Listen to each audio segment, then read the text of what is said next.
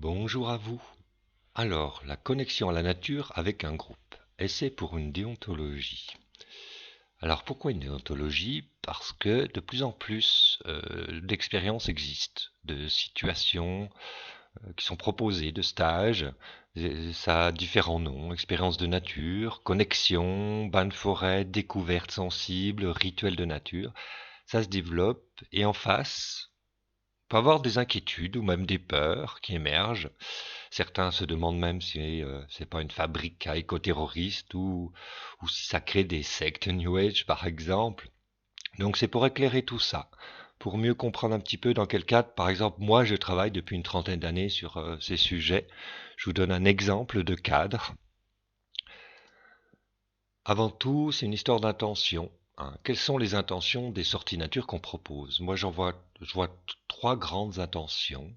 Développer un bien-être individuel et collectif, sensibiliser au vivant pour permettre un espace de vie équilibré pour les générations présentes et futures, et responsabiliser face à la dégradation de notre milieu de vie. Il y en a sûrement d'autres, mais c'est celles que je rencontre le plus souvent. Alors voilà à peu près le cadre que je propose en 10 points. Premier point, c'est faire vivre des expériences de nature en direct, posséder des compétences pédagogiques, être attentif à la sécurité physique du groupe, veiller au bien-être moral et affectif des participants, respecter les lieux et ses habitants, avoir une forte expérience de connexion à la nature, transmettre de la joie, du plaisir et de la curiosité, préserver les principes de laïcité, développer l'esprit critique et enfin favoriser la parole libre, l'écoute et le partage. Donc, je vous propose de venir sur chacun de ces points pour les développer. Le premier point, vivre des expériences de nature en direct. Ça part du principe que c'est l'expérience de nature qui crée un lien intime et profond avec le vivant. Et c'est ça l'important, c'est créer ce lien, cette connexion. Et c'est l'expérience de nature qui construit l'apprentissage avant la parole de l'accompagnateur. C'est pas l'accompagnateur qui va transmettre son savoir, et puis voilà, où il y a un diaporama ou des outils. C'est avant tout la relation directe à la nature. Et c'est aussi favoriser un espace d'expression, ensuite, pour conscientiser ces expériences. C'est ces moments de partage, on va comprendre ce qui s'est passé dans cette relation. En fait, en gros, ce sont des principes d'éco-formation. Le deuxième point, c'est posséder des compétences pédagogiques. Ça, c'est important de posséder ces compétences parce qu'on se retrouve en phase de groupe. Il faut savoir maîtriser la gestion des groupes, donner aussi des cadres et des règles pour les activités, connaître aussi la législation sur le sujet. Et puis après, il faut avoir soi-même participé à diverses formations ou avoir des diplômes. Il en existe de toutes sortes sur ces thèmes-là. C'est être aussi attentif à la sécurité, évidemment, physique du groupe. Donc c'est repérer le terrain pour identifier les dangers, que ce soit des routes, des éboulements, des arbres en équilibre, des nids de frelons, etc. C'est aussi relever la météo, tout ce qui est orage, pluie, inondation, et réagir en conséquence. C'est connaître les plantes toxiques. Et puis tous les parasites, que ce soit les tiques ou autres, ou les maladies, pour adopter des comportements appropriés. C'est aussi se déplacer en toute sécurité et s'adapter aux capacités physiques du groupe et à ses spécificités. On peut avoir dans le groupe une personne qui a des particularités ou des handicaps. Le quatrième point, c'est veiller au bien-être moral et affectif des participants. Donc être à l'écoute des besoins et des interrogations de chacun et essayer d'y répondre. Ne pas forcer l'expression des émotions, des sentiments. Si quelqu'un, dans un cercle de parole, a une émotion, ne pas l'obliger à dévoiler son émotion s'il n'en a pas envie. C'est accueillir aussi la diversité des ressentis. Il n'y a pas de bons ou de mauvais ressentis. Proposer aussi des espaces de solitude. Souvent, on est en groupe, et trop en groupe. Ça permet aussi de décompresser ou de vivre une expérience intime. Et accepter qu'une personne ne veuille pas vivre une expérience. Elle peut se reposer dans un coin, mais ne pas faire du forcing. Le cinquième point, c'est respecter les lieux et ses habitants. Donc c'est récolter les plantes avec respect. Alors, ce que j'appelle la récolte honorable, c'est une autre vidéo où j'explique un peu plus en détail ça, mais ça serait un peu trop long. Donc allez voir cette vidéo. Se renseigner sur les espèces protégées. Identifier les espaces privés et évidemment demander l'autorisation pour si on utilise ces espaces. Minimiser son impact sur le lieu d'animation sans trop dégrader évidemment. Suivre la réglementation en vigueur quand on a des espaces sensibles ou protégés, et travailler en bonne entente avec les animaux présents sur le lieu. Parce que quand on anime sur un espace, il y a d'autres vivants qui sont là. C'est les identifier et les perturber le moins possible, ou même travailler quelquefois en collaboration avec eux. Sixième point, avoir une forte expérience de connexion à la nature, parce qu'on ne peut pas proposer des sorties avec un groupe si nous-mêmes, on n'a pas vécu des expériences, et pas une seule, plusieurs, dans différentes situations. Eh bien, pour pouvoir transmettre des expériences, il faut les avoir vécues soi-même, donc ça c'est important. Et quand on les vit soi-même, on identifie où sont les avantages, les contraintes, les inconvénients, et ça permet d'être beaucoup plus clair sur la proposition qu'on peut faire. Ça permet aussi de connaître les lieux, sa géographie, et de vraiment être du territoire. Et ça permet de développer régulièrement des connaissances de terrain, naturalistes, écologiques, de la géographie, l'histoire du lieu, et ça se fait petit à petit, toutes ces compétences. Le septième point, c'est transmettre, là on est sur des postures, transmettre de la joie, du plaisir, de la curiosité. C'est favoriser l'émerveillement, hein, et exprimer de la joie et du plaisir animé à rencontrer le vivant. On est soi-même dans cette dimension-là. Si on est curieux, ça amène le public et de cette dynamique de curiosité. Proposer et ne pas imposer les activités, être bienveillant et à l'écoute, exprimer de l'humilité dans l'idée qu'on ne sait pas tout de la nature. C'est très complexe et très vaste et qu'on découvre avec le groupe. Préserver les principes de laïcité, c'est accueillir la diversité des croyances personnelles. Ne pas imposer son mode de pensée, parce que nous-mêmes on a des croyances, et on ne les impose pas, on peut les présenter, mais dire que chacun choisit sa croyance. Et c'est permettre à chacun de construire sa propre pensée avec les expériences vécues. C'est-à-dire si on met en situation de relation à la nature, c'est chacun qui va développer, qui va construire sa propre pensée avec ça, mais pas lui dire ce qu'il doit penser de son expérience. Et ne pas encenser ou diaboliser les différents rapports au monde, parce qu'il existe plein de relations, que ça soit naturaliste comme chez nous, ou plutôt animiste comme dans d'autres cultures. Il n'y en a pas une qui est meilleure que l'autre, elles ont toutes leurs avantages et leurs inconvénients, leur diversité. Peut-être en parler, mais sans en mettre une au-dessus des autres. Développer l'esprit critique. Donc quand on transmet des informations dans ces connexions, on vérifie les sources, d'où elles viennent. On identifie aussi si on est dans de la croyance ou dans un fait scientifique, donc on se renseigne bien. On invite aussi le groupe à pas tout croire sur parole et de ne pas nous croire nous-mêmes sur parole, mais d'aller vérifier eux-mêmes. Et c'est aussi développer sa capacité à douter et à se remettre en question. Ça, c'est aussi important.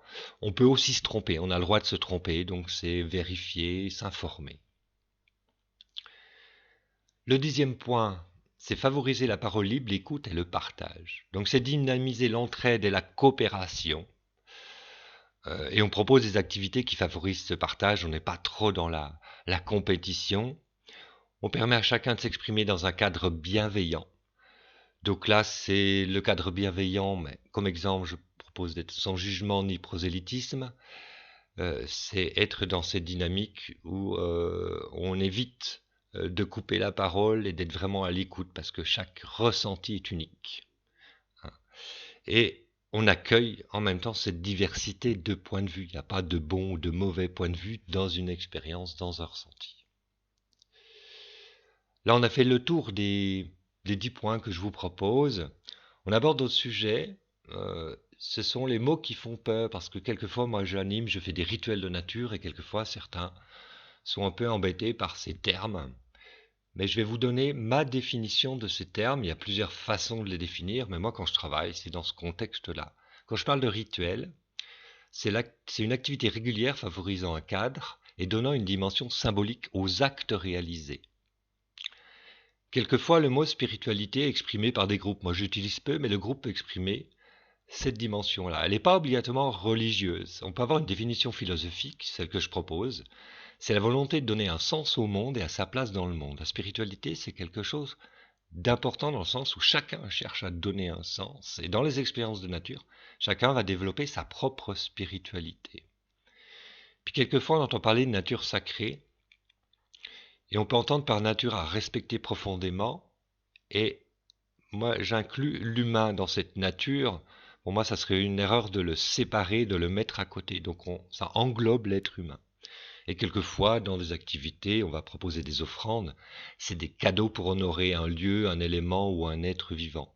Et ces termes-là, ils sont dans quelque chose de plus global, de l'ordre du symbolique, qui n'est pas obligatoirement dans un monde religieux. Et puis, il y a une autre dimension qui, quelquefois, amène à discussion, c'est les mondes imaginaires. Quand on parle de lutins, tout ça, certains vont me dire, oui, il faut pas faire de choses sur les lutins, ça va embrouiller les enfants si on fait des choses scientifiques. Mais pour moi, ça peut être complémentaire. Si on parle de faire un village de lutins ou d'être dans un imaginaire, on va mimer un animal, il faut être clair sur nos propos.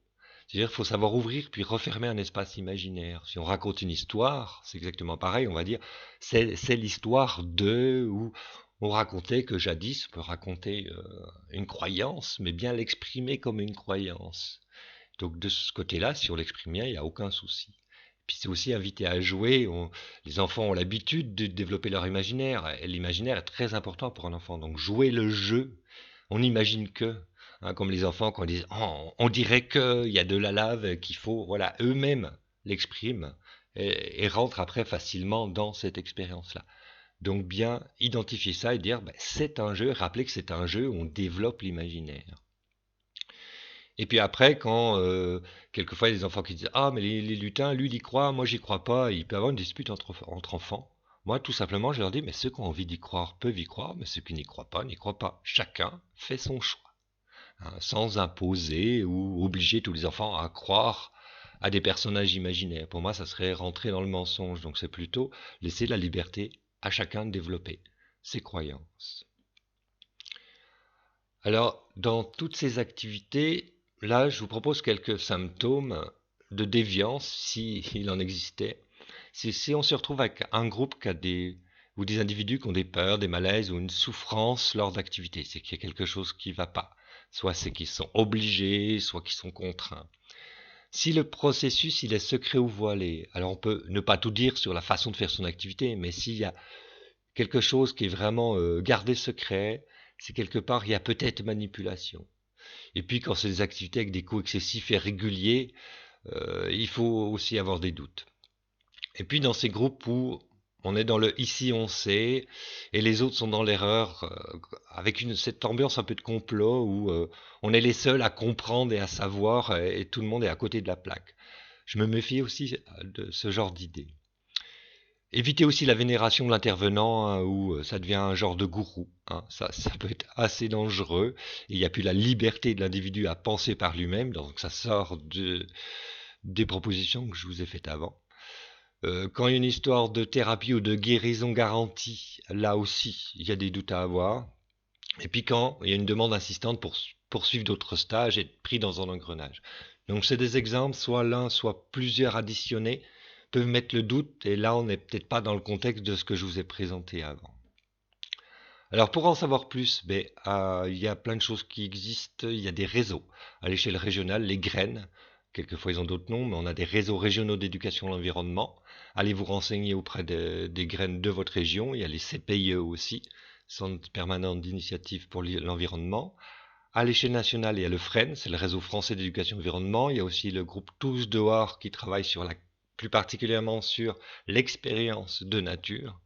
Il existe plein d'autres réseaux, suisses, belges, canadiens. Je vous mettrai dans le descriptif de la vidéo d'autres liens.